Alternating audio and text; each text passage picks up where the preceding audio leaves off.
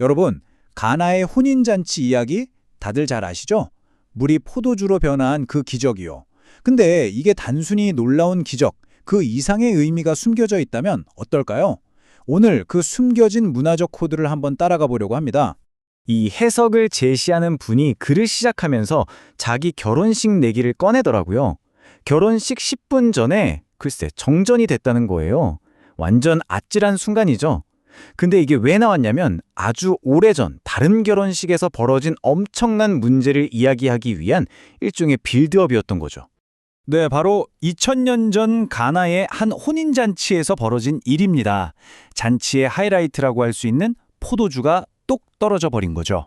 요한복음에 나오는 이 유명한 이야기, 보통 예수님의 첫 번째 기적으로만 알고 있잖아요. 그런데 성경은 이걸 단순한 기적이 아니라 표적이라고 부릅니다. 바로 여기에 핵심이 있어요.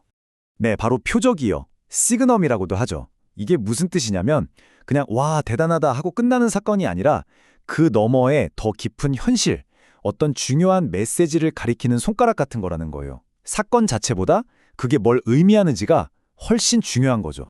자, 여기서 아주 흥미로운 패턴이 하나 보입니다. 예수님의 공적인 사역이 놀랍게도 포도주로 시작해서 포도주로 끝난다는 사실이에요. 가나에서 물을 포도주로 만드신 걸로 시작해서 십자가를 지시기 직전 최후의 만찬에서 제자들과 포도주를 나누는 걸로 마무리되죠. 우연일까요? 아니면 여기에 뭔가 중요한 메시지가 담겨 있는 걸까요? 그렇다면 이 표적은 대체 뭘 가리키는 걸까요? 그리고 왜 하필 포도주가 이렇게 중요하게 등장하는 걸까요? 이 수수께끼를 풀 수 있는 열쇠는 놀랍게도 고대 유대인들의 결혼 문화 속에 숨어 있습니다. 자, 지금부터 그 세계로 한번 들어가 보시죠. 자, 고대의 혼인 언약. 이게 오늘날 우리가 생각하는 결혼식이랑은 정말 많이 달랐어요. 그냥 하루 예쁘게 차려입고 축하받고 끝나는 그런 행사가 아니었고요. 여러 단계에 걸친 아주 엄격하고 구속력 있는 법적인 절차였습니다. 그중에서도 우리가 꼭 알아야 할 개념이 바로 정혼이라는 건데요. 이걸 현대의 약혼이랑 비슷하다고 생각하면 정말 큰 오산입니다. 현대의 약혼은 깨질 수도 있잖아요. 하지만 당시의 정혼은요, 법적으로 완벽한 부부관계를 의미했어요.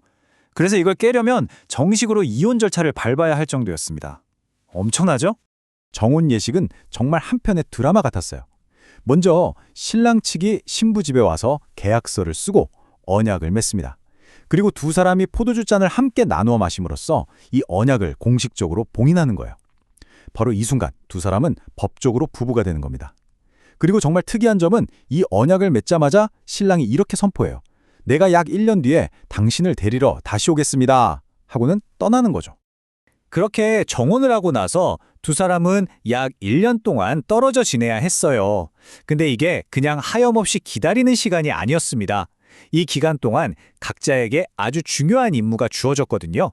서로를 위해 그리고 앞으로 함께할 삶을 위해 준비해야 하는 아주 소중한 시간이었던 거죠. 자, 그럼 1년 동안 뭘 했을까요?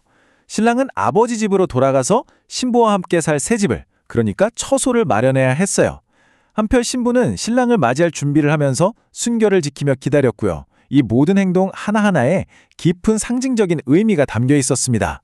자, 1년이라는 시간 동안 기대감은 점점 커져만 갑니다.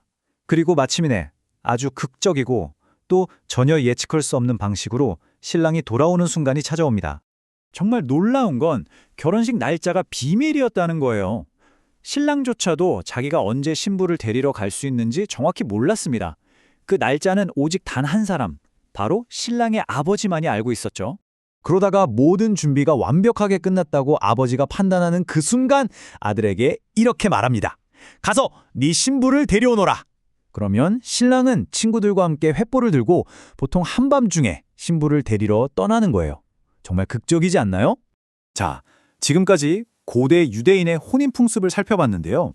이게 신약의 이야기와 어떻게 연결되는지 한번 보세요. 이 문화적인 배경을 알고 나면 우리가 무심코 지나쳤던 성경 구절들이 완전히 새롭게 보이기 시작할 겁니다. 먼저 신랑이 신부를 위해 집, 즉 거처를 마련하러 떠나는 이 전통, 어디서 많이 들어본 것 같지 않으세요? 바로 예수님께서 제자들에게 하신 이 말씀, 내가 너희를 위하여 거처를 예비하러 가노니 라는 말씀과 정말 놀랍도록 똑같습니다. 그리고 또 하나, 결혼식 날짜는 오직 아버지만이 정할 수 있다는 이 풍습은요, 예수님께서 자신의 다시 오심, 즉 재림에 대해 말씀하실 때 그날과 그때는 아무도 모르고 오직 아버지만 아시느니라라고 하신 부분과 정확하게 일치하죠. 소름 돋지 않나요? 자, 다시 포도주 이야기로 돌아와 봅시다. 이 흐름을 보세요. 사역의 시작도 포도주, 새 언약의 상징도 포도주. 그런데 이상한 점이 하나 있어요. 왜 가장 마지막 십자가 위에서는 그 포도주를 거부하셨을까요? 이게 정말 큰 의문점을 남깁니다. 그러니까요. 포도주로 사역을 시작하셨고 그토록 중요한 의미를 부여하셨던 분이 왜 인생의 가장 큰 고통의 순간에 포도주 마시기를 거부하셨을까요? 이 질문이야말로 이 모든 이야기의 비밀을 푸는 열쇠가 됩니다. 그 해답이 바로 여기에 있습니다. 당시 갈릴리 풍습에 따르면 정혼한 신랑은요, 신부를 데려와서 혼인잔치를 열기 전까지는 포도주를 마시지 않는 서약을 했다고 해요. 신부를 온전히 맞이하는 그날까지 일종의 금욕을 하며 기다림을 표현했던 거죠. 바로 이 관점에서 최후의 만찬 때 하신 예수님의 말씀을 다시 보세요. 하나님 나라에서 새 것으로 마시는 날까지 다시 마시지 않겠다. 이건 갈릴리의 신랑이 하는 서약과 똑같은 겁니다. 지금 당장은 마시지 않겠다. 왜냐하면 나는 궁극적인 혼인잔치를 기다리고 있기 때문이다. 라는 선언인 거죠. 이렇게 되면 가나의 혼인잔치 이야기는 단순히 한 커플의 결혼식에서 벌어진 해프닝이 아니게 됩니다. 이 관점에 따르면 이건 바로 그 결혼식, 즉 온 인류를 향한 거대한 결혼식에 대한 이야기인 거죠. 이 비유를 통해서 보면 모든 게 명확해집니다. 신랑은 바로 대가를 치르고 우리를 위해 거처를 예비하는 예수님이고요. 신부는 그의 다시 오심을 기다리는 모든 사람들을 상징하는 거죠. 가나의 혼인잔치는 바로 이 거대한 그림을 보여주는 하나의 표적이었던 겁니다. 결국 이 모든 상징들이 가리키는 단 하나의 메시지는 바로 이겁니다. 신랑은 반드시 다시 온다. 그리고 약속된 재회의 그날 그 엄청난 혼인잔치가 열릴 것이라는 거죠. 자, 어떻습니까?